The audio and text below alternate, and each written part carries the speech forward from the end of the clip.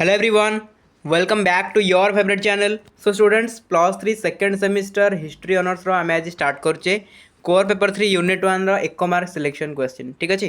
तो टॉपिक पढ़ी पढ़ी शेष कले टाइम बहुत माने हम पाके कम अछि तो टॉपिक सब गुडा माने एक्सप्लेन करी शेष कला बेले मते काई लागलानी तेणु मु भाबिली ना क्वेश्चन आंसर थ्रो रे हम कवर करबा। तो 1 मार्किया 2 मार्किया 5 मार्किया जेमति कवर करथले सेमति कर देबी तापर लॉन्ग क्वेश्चन आपन मानकर गोटे गोटे डिस्कशन कर देबी जदि टाइम हैला तो लॉन्ग क्वेश्चन गोटे गोटे डिस्कशन करी करी आपन शेष कर देबी ठीक अछि। तो 1 मार्क क्वेश्चन गुड़ाक ये ओडिया रहिबो तो इंग्लिश रे 1 मार्क क्वेश्चन गुड़ा गाइड ना बट 2 मार्क आउ 5 मार्क जो डिस्कसन करी लॉन्ग क्वेश्चन जो डिस्कसन करी से सब ओडिया और इंग्लिश लैंग्वेज रे रहिबो बुझीला। तो जो मानकर इंग्लिश लैंग्वेज रे अच्छी दैट मीन्स इंग्लिश मीडियम रे जो रखिछंती हिस्ट्री ऑनर्स को तो से माने काइंडली जाई कोन करंतु जो हिस्ट्री ऑनर्स रो जो सिलेबस रही यूनिट 1 रो सिलेबस ताको गूगल टाइप करके ता साइड लिखे एमसीक्यू तो आसीज आपंकर जमी मुझे कहूँ एक्जामपल आप यूनिट 1 रही कौन कोर पेपर 3 यूनिट 1 आपंकर कौन अच्छी गोटे मिनिट मुझे कहूँ देखिए हाँ आपंकर अच्छी इकोनॉमी एंड सोसाइटी ठीक अच्छे इकोनॉमी एंड सोसाइटी अच्छी तो ये हाँ इकोनॉमी एंड सोसाइटी रे पूरा टोटल सिलेबसटा लिखे माने सिरका 600 BC टू सिरका सी 300 है एति लिखिकी सहित लिखे कौन एमसीक्यू है लिखिदे आपंकर माने इंग्लिश मीडियम रे एमसीक्यू टा गूगल अवेलेबल हो तो आराम से पाइपर। तो चलतु एवं स्टार्ट करेंगे आम क्लास फास्ट क्वेश्चन उपरू जा ख्रीष्टपूर्व 6th शताब्दी में प्राचीन भारतर आद्यलिपि केउटी ख्रीष्टपूर्व 6th शताब्दी में प्राचीन भारतर आद्यलिपि कौटा ब्राह्मी लिपि हूँ प्राचीन भारतर आद्यलिपि ठीक अच्छे। नेक्स्ट प्रत्नतात्विक उपादान अनुजाई केउं समय भारत में द्वितीय पर्याय नगर सभ्यतार विकास घटी ख्रीष्टपूर्व 6th शताब्दी प्राचीन भारतर केउं साहित्य रे निगम शब्द संभवतः बणिक मानक सहर बा नगर रूपे व्यवहृत आंसर है आपंकर पाली साहित्य। तापरे प्राचीन भारतर केउंटिकु जनपद निवेश रूपे अभिहित करा जायछि ग्राम्य बसति योजना को जनपद निवेश रूपे अभिहित करा जायछि ठीक पे माइंडफुली शुणु जहाँद्वारा मन रही ना एमती किसी लाभ ना देखी देखी गले तो माइंडफुली टी शुणु देखो ख्रीष्टपूर्व 6th शताब्दी में 16 गोटी साम्राज्य प्रमाण केउं ग्रंथर प्रमाण मिले कौटू अंगुरतर निकाय ठीक अच्छे। तापर भारतर राष्ट्र अधीन रे थिबा कृषि जमी केउं नाम परिचित थिला सीता नाम परिचित थिला।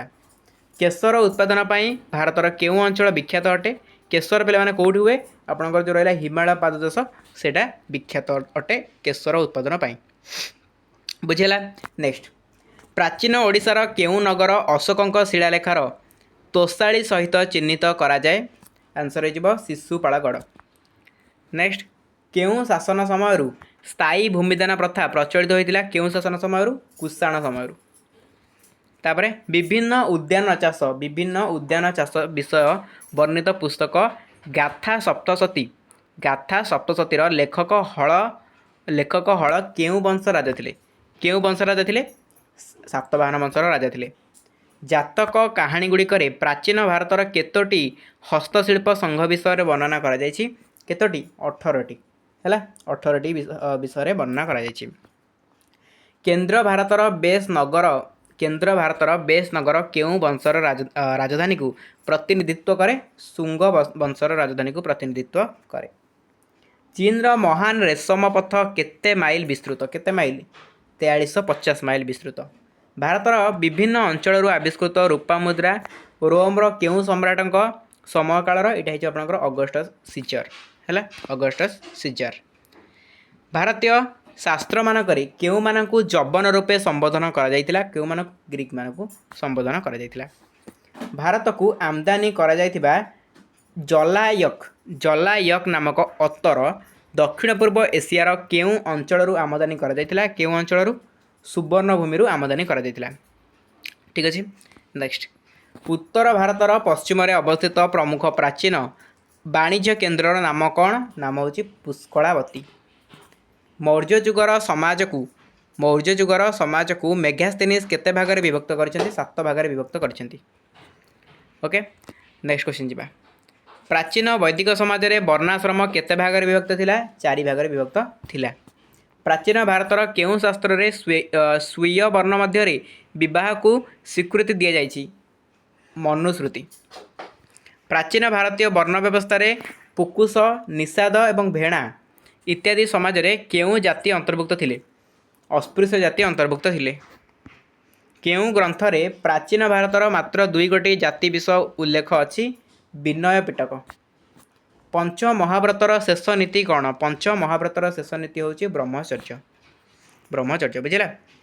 25 नंबर क्वेश्चन देखंतु। जैन धर्मर जीव एवं अजीव तत्व कहा संपर्क रे वर्णना करे? कहा संपर्क रे? आत्मा संपर्क रे। महावीर सर्वप्रथमे केउंठारे जैन धर्म प्रचार करथिले? विपुलाचल रे प्रथमे जैन धर्म प्रचार करथिले। जैन धर्मर तर्कशास्त्र केउ नाम रे परिचित? शादवाद नाम रे परिचित। बौद्ध धर्मर प्रसार पाई प्रथम बौद्ध सम्मेलन केउंटी आहुत होइतिला? राजगृह रे आहुत होइतिला। बुझिला। तापरे केउ सम्राटक उद्यम हेतु बौद्ध धर्म चीन जापान तिब्बत रे प्रसारित होइतिला? कनिष्कंकर उद्यम हेतु। तापरे नीतिमय जीवन अतिबाहित पाई बुद्धंक प्रणीत नीति कौन थिला? 10 शील नीति थिला। तापरे सिद्धार्थक संसार त्याग को बौद्ध साहित्य किपरि वर्णना कराई? ताको महानिष्क्रमण बोली कुहा जाय। जो कौन संसार त्याग से करी चली जाते तो सेटा को महानिष्क्रमण बोली कुहा जाय। गौतम बुद्धंक पिता केउ वंशीय क्षत्रिय थिले? एटा आपण कराई शाक्य वंशीय क्षत्रिय थिले। हैला तो ये कहला एमसीक्यू 32 टा। एबे देखबा 1 मार्क क्वेश्चन। भारतर द्वितीय पर्याय शहरीकरण केउ नदी उपत्यकार प्रतिष्ठा लाभ करथिला? गंगा जमुना उपत्यका। प्राचीन भारत में केउ शास्त्र रे वर्णित कृषि कार्य शहरीकरण समाज को प्रोत्साहित करथिला? सप्तपथ ब्राह्मण शास्त्र। प्राचीन भारतीय ग्रामगुड़िक बसति स्थापन योजना को कौन कह जाए? जनपद निवेश बोली कह जाए। अर्थशास्त्र वर्णन रे राष्ट्र अधिक कृषि जमी तदारक करुथिबा अधिकारी केउ नाम रे परिचित थिले? सीताध्यक्ष नाम रे परिचित थिले। सुदर्शन तड़ाग मौर्य जुगर केउ प्रादेशिक शासनकर्ता खनन कराइथिले? पुष्यगुप्त। कुषाण शासन समय स्थायी रूपे प्रदान करा भूमिदान को कौन कहुला? अक्षय नीति बोली कहुला। भारतर केउ पार्वत्यांचल केशर चाष करा? कौ पार्वत्यांचल? हिमालय पार्वत्यांचल। केउ बौद्ध धर्मग्रंथ में 16 महा एटा बारंबार दिलानी ऊपर बोधे देखते एमसीक्यू रे क्वेश्चन केउ बौद्ध धर्मग्रंथ में 16 महाजनपदर सठिक विवरण देखा मिले? अंगुतर निकाय। तापरे ख्रीष्टपूर्व 6ठ शताब्दी में प्रतिष्ठा लाभ करथिबा काशी महाजनपदर राजधानी नगर नाम कौन थिला? वाराणसी थिला। ख्रीष्टपूर्व 6ठ शताब्दी में प्रसिद्ध नगर एवं वाणिज्य केन्द्र चंपानगरी कहार राजधानी? अंगर राजधानी थिला। किए गिरिब्रजरू राजधानी पाटलिपुत्र को स्थानांतरित करथिले? उज्जयिनी। हैला प्राचीन भारतीय हस्तशिल्पी मानक मुख्य केउ नाम रे परिचित थिले? ताको कहला जेठतक। हैला मुख्य को कहला जेठतक। तापरे केउ उपकूलस्थ बंदरगुड़िक दक्षिण पूर्व एशिया सह वाणिज्य पाई गुरुत्वपूर्ण थिला? करमंडल उपकूल। प्राचीन काल में केउ पथ भारत को केन्द्र एशिया पश्चिम एशिया और यूरोप सहित संजोग करुथिला? चीनर रेशम पथ। प्राचीन भारतर केउ नदी मध्य देई समुद्रगामी जहाज गुड़िक पाटलिपुत्र सह वाणिज्य करुथिला? गंगा नदी। प्राचीन भारतीय वर्ण व्यवस्था तृतीय स्तर नाम कौन? तृतीय स्तर नाम होची वैश्य। प्राचीन भारतीय समाज में केउ मानकु अस्पृश्य रूपे अभिहित करा जायतिला? केउ मानकु? चंडाल मानकु। प्राचीन भारतर केउ ग्रंथ रे दाम्पत्य जीवन लिंगगत संपर्क विषय वर्णित होईछि? बौद्ध और जैन ग्रंथ। मेगास्थनीज प्राचीन भारतीय समाज को केतोटी श्रेणी रे विभक्त करछन्ति? केतोटी? 7टी।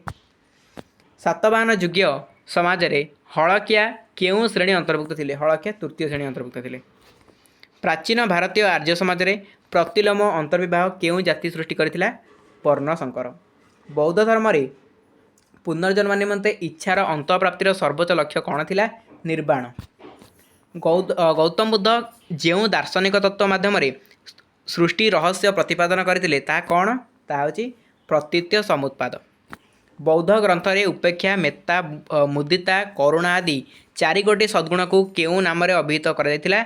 ब्रह्म विहार नाम रे अभिहित करा जायतिला। हैला एबे आ किछटा क्वेश्चन रहला शेष करदबा।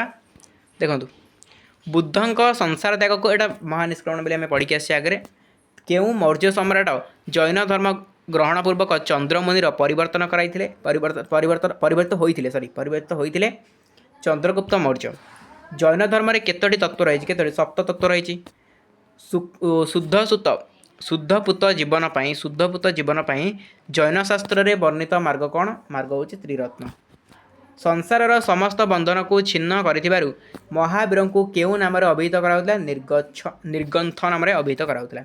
लास्ट क्वेश्चन जैन धर्मर केउ नीति वर्णवाद को विरोध करुला केउ नीति साम्यवाद नीति बुझेगा पे ये आपंकर शेष है 1 मार्क सबुतिक क्वेश्चन यूनिट 1 रु जहाँ भी 1 मार्कर क्वेश्चन आपंकर आसो कोर पेपर 3 यूनिट 1 रु जहाँ भी 1 मार्क क्वेश्चन आपंकर आसो सबुतिक या भितर ही आसो आपंकर सेमिस्टर एग्जाम रे ठीक अच्छे तो चलते ये क्लास को अटेंड करवा नेक्स्ट क्लास रे आम देखा 2 मार्क आउ 5 मार्क क्वेश्चन ठीक अच्छे थैंक यू सो मच।